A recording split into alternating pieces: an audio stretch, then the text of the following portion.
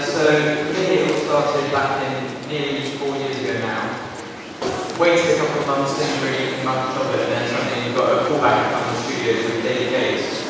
And that's where I worked with Alfie, who played young James, and then sort of through that we did something involved, and then we got invited to a screen test at Audition. And then after that, we just got a phone call to say I got the part, which was amazing. Certainly, past parts of I was kind of in the right place at the right time. The casting director came to my school, which happened to be where Alan Rickman went when he was a kid. So she was kind of saying she could find some new Snape plot in place. I imagined it was for an extra or something, but I was still totally up for that. I would have happily been an extra in the honest got to. But I went along to Portobello Road, like Rowan did, and discovered I was actually auditioning for either Snape or James. They preferred my Snape, so I went along and did that with Easton, Ellie, who's one. I think to be honest, what really helped was my knowledge of Snape's character. Like acting aside, when David Bates came up to me and said, "Talk to me about Snape," I was like, "Yes, I'm Holmes." That I did. Well, I went for my first audition at Portobello Road, and the casting director said not to think about it for months. Then, sometime later, I got a call saying that they would like to recall me, and after lots of recalls, I got the part. Good morning.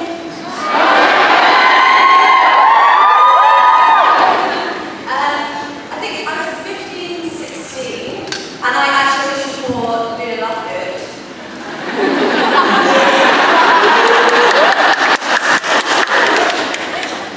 Yeah, that didn't happen. And then a year later, I got the Good Humanity, and then I got callbacks and then ended up doing a screen test with Tom at Audition. And then I went on a holiday with my friends to Newquay, and I got a full ride to Newquay. And I was on the beach and I missed loads of phone calls. Like, people were like, "Yeah, you got the bus." I was like, "Woo!" Yeah, that was amazing. I told this story last year, so for anyone who's in Chicago, please just know now. My audition process was so weird, because I was certain there was absolutely no danger. So I just went along and had some fun. And like everyone, I guess we had a big, sort of one big casting. There's a bunch of rounds, but one big one in Portobello Road. And I like to get to auditions a bit early. So I ran about 20 minutes early, walking towards me was about 50 of the most beautiful red-headed girls I'd ever seen in my entire life. So wow, okay, this is fun. And I think I also said last year, Aaron Johnson was actually at my audition, and he and I were all the same age, and I was like, I'm certain it's going to be a really job. So I spent the time, there was a friend of mine there who I hadn't seen in ages, I just spent the time playing, basically. We were playing lots of games, and one of the games was we had to run around and tap the head of 10 people and sit down. And the thing they didn't know about me is I'm quite competitive. and everyone was running around with their actors trying to tap each other, and I noticed that on the side of the wall, there was 5 people sat there, all sat down. Stationary parks. Now, unfortunately, one was David Yates, one was David Hagan. There was another David and a couple of assistants, and so I just went boom, and I won by miles. I sat down with my hand in there, and my friend came and sat next to me and went, "You idiot." And I guess they thought I was James. So.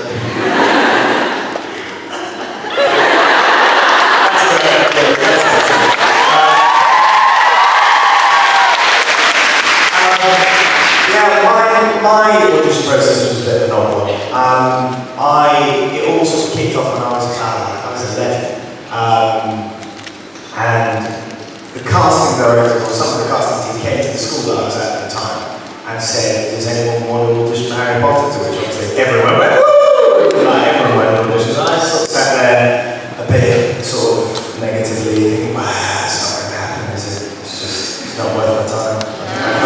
I can't see this one, I can visualise it." So I thought, no, I'll give it a miss. So I did audition. But I have been in a play the National Music Theatre was on at Shakespeare, and then we did a little tour, and I got seen in that and called up and asked if I wanted to audition. So I thought, this is a bad idea. So I went along and did a couple of meetings, and I think my first one was in Denmark Street in London, and then I had a couple of leaves, and then that was it. I actually went out for Lee Jordan originally, but I remember, because I was one first, loved the books, and I was like, I'm going to get Lee Jordan. Lee Jordan's significantly older than I am. Why are they doing this? But then I got Lee Thomas, I was pleased with that.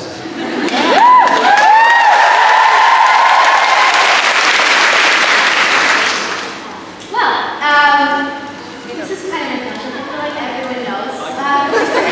Yeah, there are probably people in this room who were at the auditions, so it was an open audition. But yeah, it was an open audition. I was a mad, crazy Harry Potter fan. Yeah. And I really wanted to play the part of the Potter. I didn't want to play anyone else. And so I used to check the websites every single day. And I was aware they were casting it at the time, so I was like keeping a sneaky eye on it. And then when I was looking at was the site I used to forget. And so I remember I checked it one day, and they had open auditions for it a little bit, and I was sitting there hard looking, and I was like, this is it. I was really excited, and I tried to get my mom and dad to bring me, but I was living in Ireland, so that didn't seem really much like a possibility. But my dad was like, sure, give it a chance, see what happens. And yeah, so I went to an audition in London. I had it in Methodist Hall, of all places, in Westminster. And I auditioned there with a lot of other people. And then they called me back on the Monday to say I had a screen test on the Friday.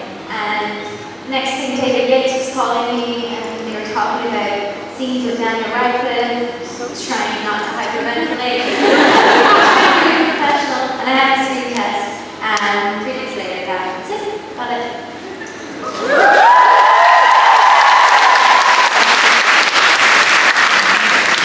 So now you all have parts. You all are cast and released there. Your first day on set. What was that? Day on set.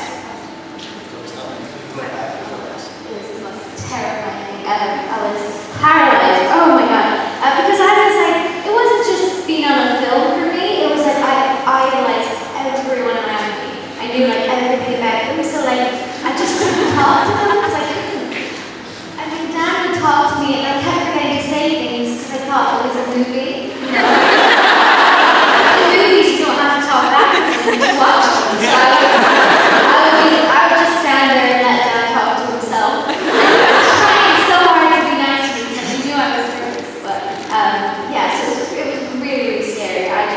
I felt like a little mouse. But yeah, everyone, it was like a gradual process, I mentioned. I remember the first scene we did was in room requirement, so that was quite daunting because it was with a lot of people at once. My way of dealing with it was I just focused on the magic, just focused on the spell I had to do, and forget about the famous actors. I'm just trying to remember what my first day on set was. I think my first day at least was the read, and I was 11, and I was like, this is really fun.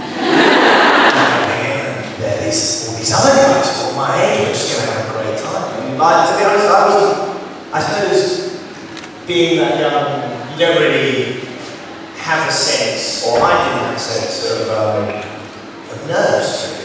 Not that I was a fidgety child, but it just seemed more fun than it seemed imposing.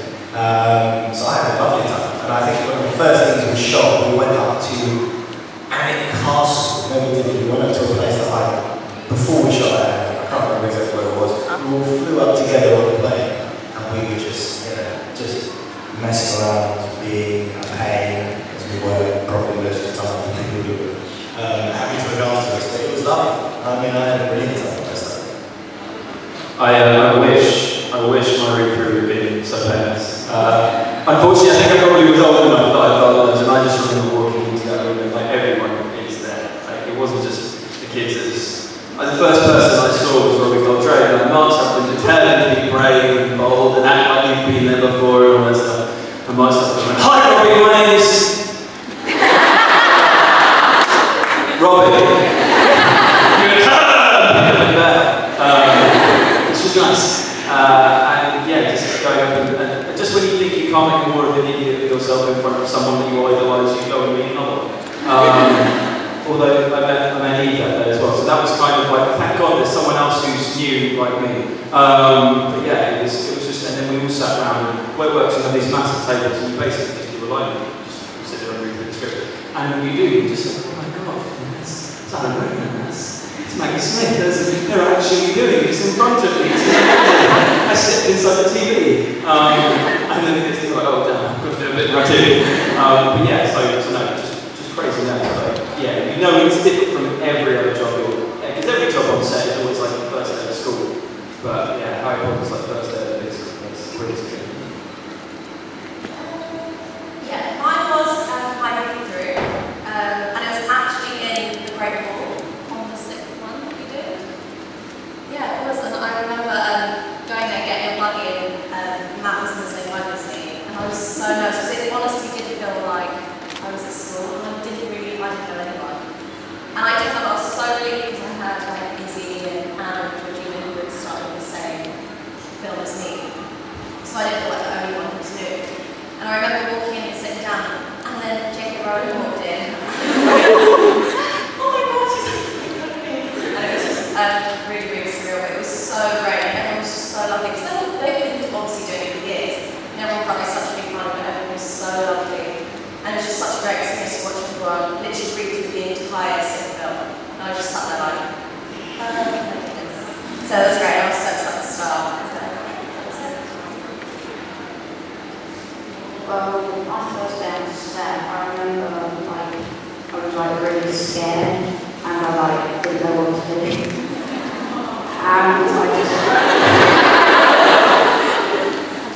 And I was just like really like amazed, like damn, everyone was there and I was like, oh my God, it's Harry Potter. And then eventually I kind of got used to it and then filmed it. Bloody hot. I mean, the fires on the wall of the Great Hall were real, and in Hogwarts Rose, overheat pretty quickly. But what was quite amusing on my first day of filming was that Maggie Smith broke the sorting hat. Because it's quite a sort of delicate structure so they can do the CGI and such to make it talk and yell out Gryffindor. So sort of like twigs and wrapped in green paper, and she managed to crush it. And then she didn't say sorry, I've broken the hat. She says the hat is broken. I love it. First, I want to say hi to Dumbledore at the back. He's waving.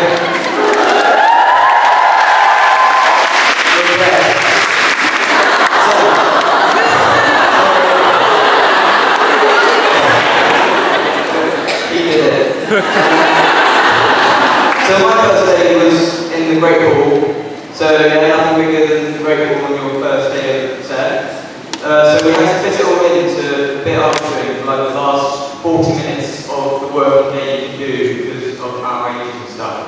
So we were sort of quite hurried, oh, we need to get the camera ready, we need to get this, sit down, and all this stuff. It was quite large, it was so different to anything that you've done before or since. And sort of so unique you weren't really expecting it. I mean, it was amazing. So, my first day of set was with Benedict and Rowan, and it was the Great Hall. And it was a bit like when Harry first went to the Great Hall, there was like the three of us and young Alfie as well. We kind of walked in and it was the Great Hall and we all kind of looked at each other and didn't move. And it was really surreal. We were all really nervous, but all really excited at the same time. And of course, Maggie Smith was there, and we weren't allowed to say anything to her.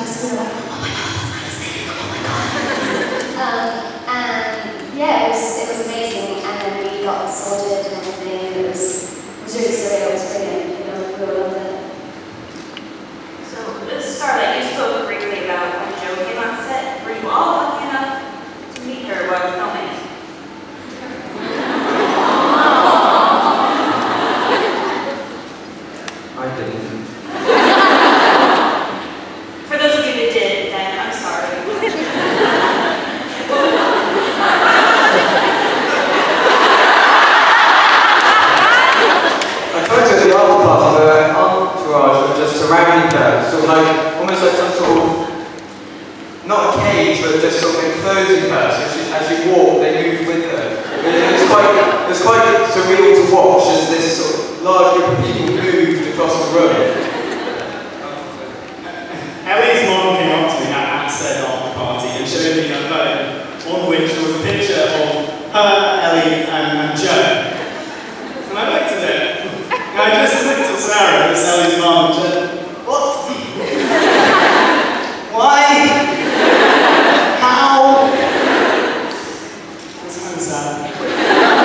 Yeah, I met Jo at the after party, and she was there with like a whole group of people around her, and we were just told just to give a bit of space for a minute. And I kind of stood there and I just didn't take my eyes off her. I was like, "Come on, Ellie, come sit here a minute." And I was like, so it was really like amazing. And then she came over to me and she was like, "Oh, thank you for being there with this." And I'm like, "Well, thank you for kind of letting me in the whole field." She was like, "Oh, thank you so much, thank you so much." I was like, "Can you sign my book?" Like this, and then I had a picture of her. It was just amazing. It was amazing.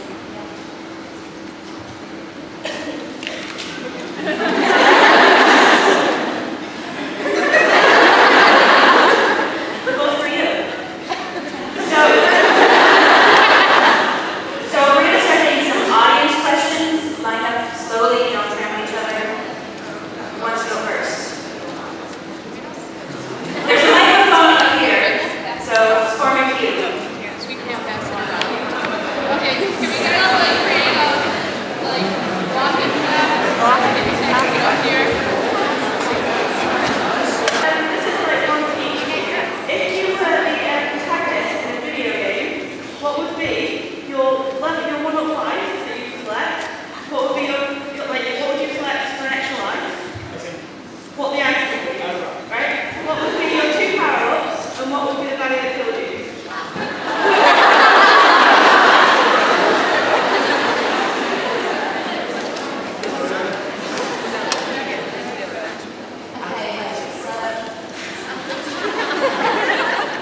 Can it be like a mixture of like,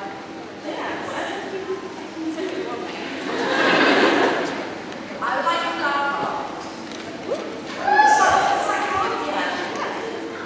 And then what would be my What would you collect to get another life? What would you collect for power? Why don't we have what I think we're going to do? Do you know something like a spider? Okay.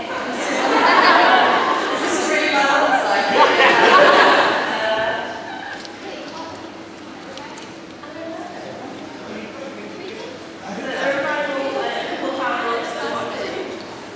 Not to be cliche, if I wanted the power, I'd probably just run into a large mushroom.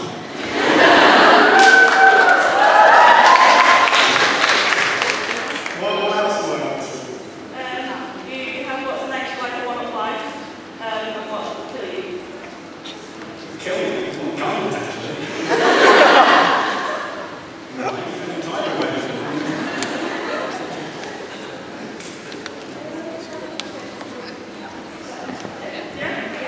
Next question. Yeah, kind of.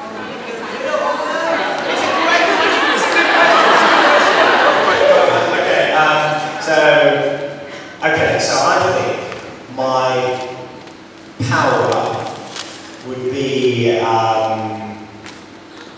Brazilian fizzy drink called Guaraná. If anyone likes energy drinks, I'm not advocating that or otherwise, it's not a judgment call on my part, but they have this little berry which comes from the Amazon of Brazil, which is renowned for sort of energizing you. So they often use it with Guaraná. But in Brazil, Guaraná, they use the berry to make a fizzy drink, which is like bigger than Coke. And it is the tastiest thing. If anyone goes to Brazil, gets a Guaraná, because it's Guaraná. It's so lovely. I managed to find a place in London that sells it, so my fridge is just stocked full. So that would be my power up. In terms of reviving me, it would probably be steak and rice. Talking about my new video game, and there'd be like a medium rare steak and some rice, maybe a few veg to keep it healthy. I feel like when I haven't eaten, I'm a bit like, that's when I get groused. I need to eat. So that would be mistaken rights. And what would kill me would probably be my tax return. Any kind of admin. Anything organisational, sitting down, especially if it requires a computer, like forms, they don't like me, I don't like them. So that's my answer.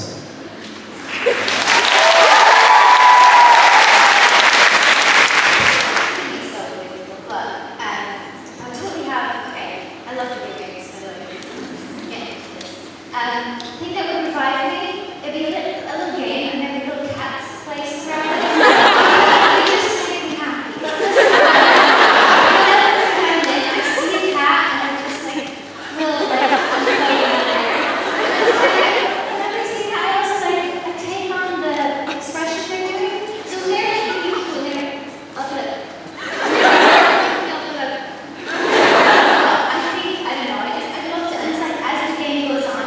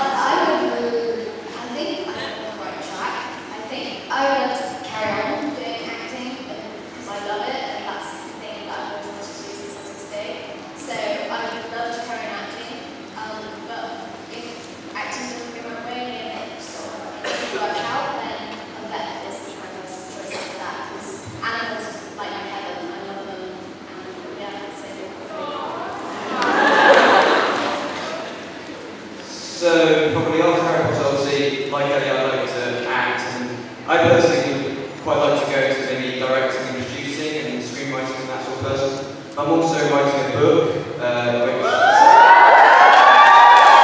so, that's something else I'd like to do as well, to sort of like, just for a bit of fun, just help just do something with my time really. But obviously at the moment I'm sort of getting into education because I've got my GCSEs next year, so that's sort of taking up a bit of time. So I'll pass it over.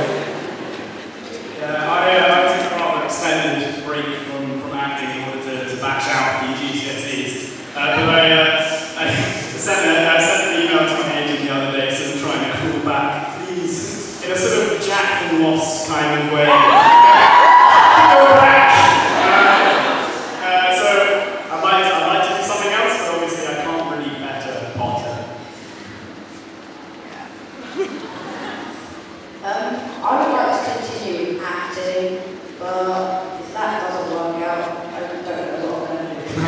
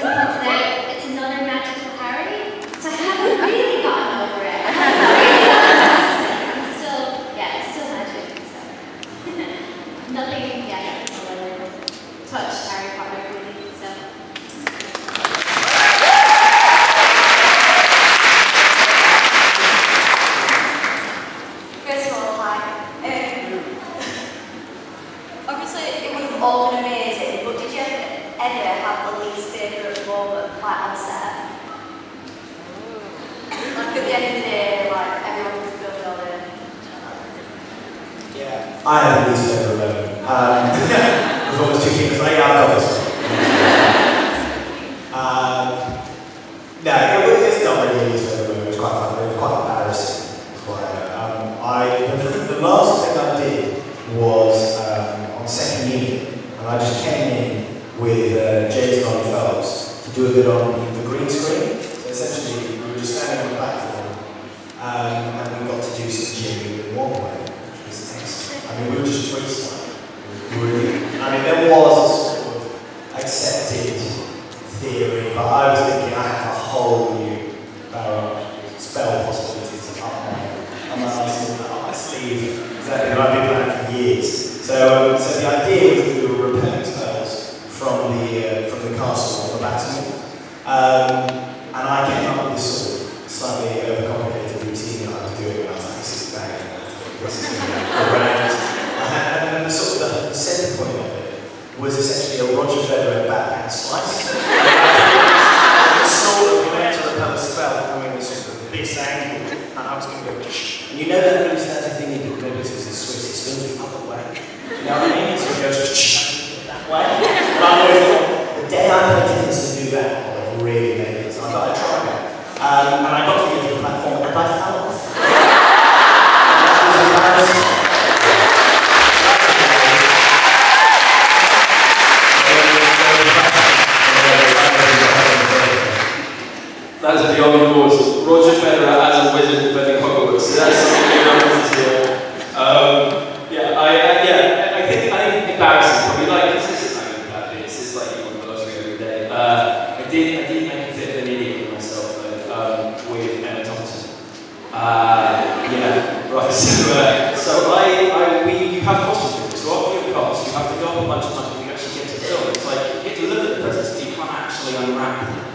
And so I kept going up, and I had to go up for the Scottish bit, and I saw her, and I was like, wow, Emma Thompson, this is awesome. So I went straight up to her, and I was wearing this t-shirt, which I thought was hilarious, which was a picture of Kate Moss holding a can of Coke, which said Kate, and she had a little trick with blood coming from her nose. And I got everyone all day saying, that's a brilliant t-shirt, that's very funny.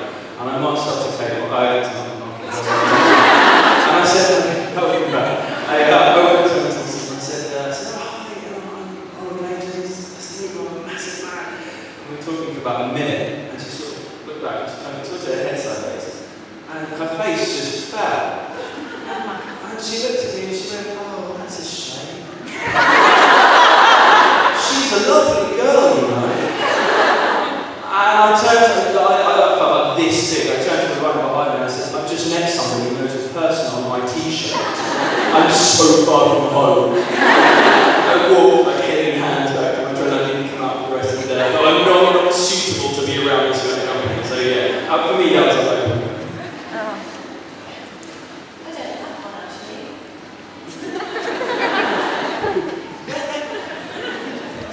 This isn't in the league of their members, but the tutoring, because you have to do 3 hours of tutoring every day, and though I'm a rarity, I actually quite like school usually. It's one of those things where you're in a small room with like a glass window overlooking the main studios, so you're like, over there's a great hall, but we're here doing work. It's there! It's some sort of torture sometimes, when you're here doing this work whilst you just see like Hogwarts just over there on the horizon, and you know you can't go there. It wasn't bad, but it was probably my least favourite moment. I had to rip my black hair extensions which were glued onto the side of my face. I had to rip them off each day to de-snake myself, and that was a pretty painful process. This is probably it. I would say it's the worst moment. I did have a lot of disappointments because it was difficult being a fan on set to see them change certain points of the story. I mean, I had moments like, you're not cutting out Dumbledore's funeral! I remember talking to him about that. I was like, I'll give you my paycheck for the film for the funeral.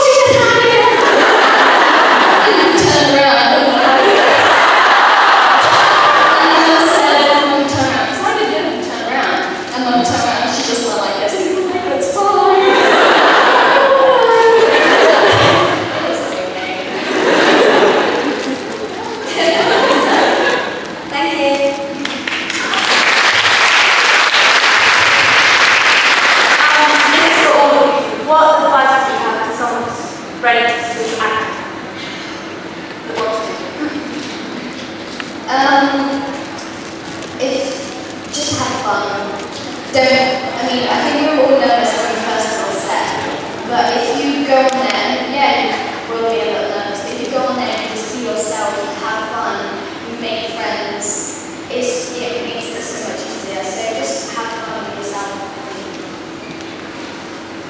Is this advice for just general acting, or?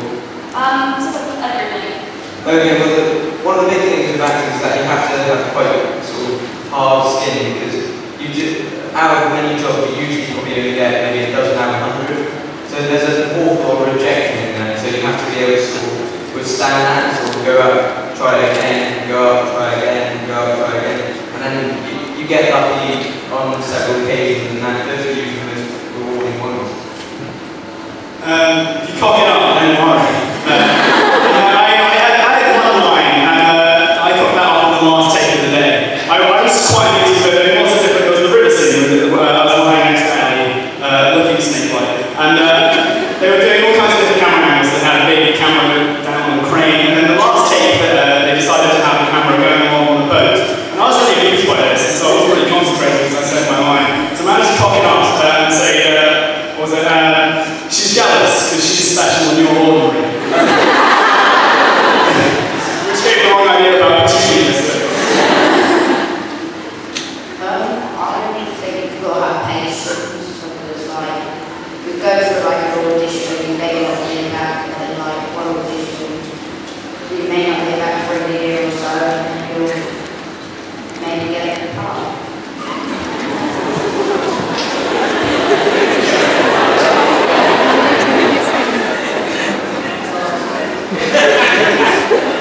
You have to really love it.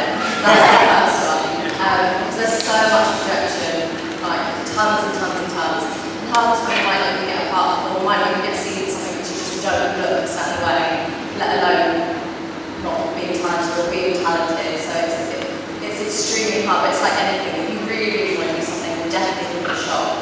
But like I said, it can take years and years. And some people are extremely lucky and get something straight away. Some people can't really We get asked this every time we do anything, and I always think this is a weird place to ask that question, because you guys already have it. Whatever it is, there's very little difference between you lot and us.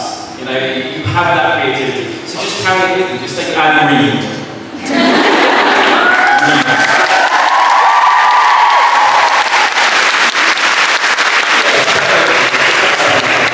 Yeah, that's true. Reading, I think it's a lot about nourishing your imagination and constantly engaging with that, and sort of preserving a childlike curiosity. I think curiosity is a very good trait for acting. But I think there's been a lot of wise advice. I think, yeah, it's been sort of along with things that are more sort of not technical, but towards the technical. I think enjoying it is probably the most sort of important thing, because it goes with dealing with the rejection you inevitably get, and the moments where it's difficult, moments you feel like I'm right or that's well. But if you can maintain your enjoyment, it keeps fueling your desire to keep working, to keep doing it, to keep learning. And it's also sort of like important from a sort of practical performance element, whether you're working on screen or you're working on stage. If you're thinking too much about the technical aspects and the marks you have to hit in the scene, whatever, it can't really breathe, or gel, whatever, you can't inhabit it if you're thinking, oh, I've got to, hit that position, or I've got to, I really got to hit those P's and the end of the line as it sounds, I'm dropping off the end of the line, or whatever, you have to put that work in, but then you kind of have to get to the point where you sort of go, this is what I love doing, I'm just going to trust it, and you've got to trust that the work's coming, and then you can just let it happen. I think that's sort of freedom, but that's necessary, I think, really. Not to be prescriptive, but it's not. I would say, yeah, it's a combination of what everyone said, as Sarah said, you do have to want it, because there's a lot of crap you have to deal with, and like, that stuff, like, the whole thing, there's a business to it, and this is the industry. To get through that, because I don't hate that stuff, but you have to, if you love it enough to get through that, then yeah, your passion will sustain you. And also to keep that muscle active.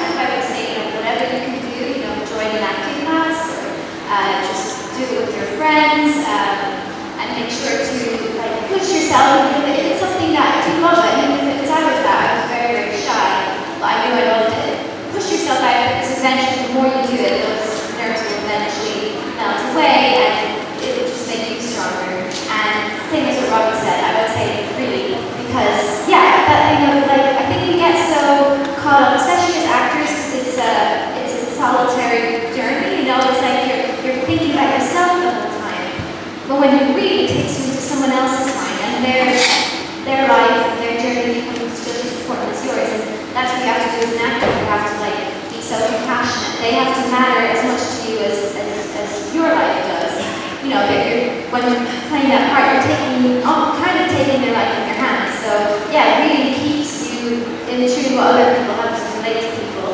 And now and then you may find a character that you really like and you can write 100 letters to